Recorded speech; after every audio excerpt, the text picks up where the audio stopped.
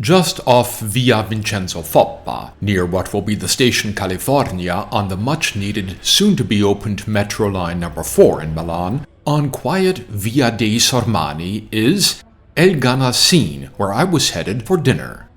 I had heard good things about its creative cuisine. It's one of several new restaurants in Milan incorporating Asian ingredients into otherwise traditional Lombard dishes. It was too cold for guests to be sitting in the atrium bar area in the front, so I went straight inside to my table and considered the menu.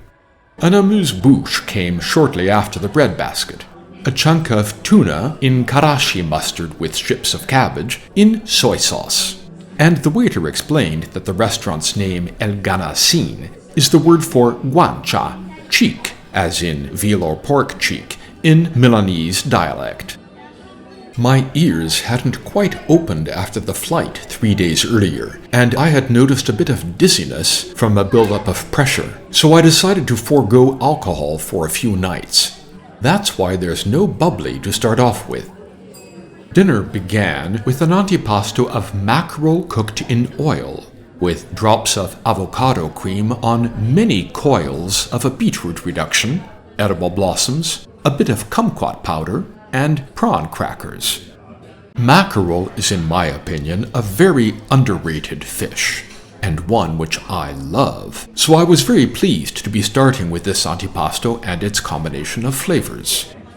There was an intriguing mix of ingredients in the risotto I chose, which I spotted immediately on the menu and stuck with.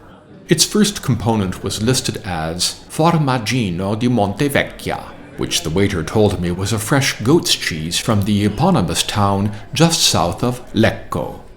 It also contained yuzu kosho, the Japanese condiment made of yuzu peel, chili peppers, and salt, plus a compote of lime peel. Crispy onions were a visible crunchy texture contrast on top. I thought all the flavors worked together very harmoniously. It was a memorable risotto. Feeling like something light for my secondo, I went for a vegetarian dish. Long strips of zucchini, a zucchini blossom in tempura, cubes of tofu, and braised onion, all anointed with an onion-based dressing. The vegetables rested on a base of melted Castelmagno cheese.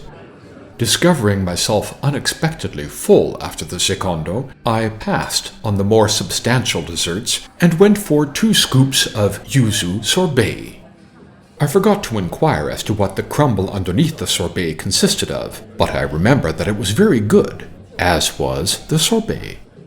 Without a dessert wine or digestivo to make me linger, I decided to call it an early night. I've since learned that El Ganassi is temporarily closed. I hope this is only due to the energy crisis, whose exploding bills have forced many restaurants in Milan to pause for the winter. I certainly hope that El Ganassi, with its successful and subtle Asian-influenced creative cuisine, will reopen when the weather gets milder.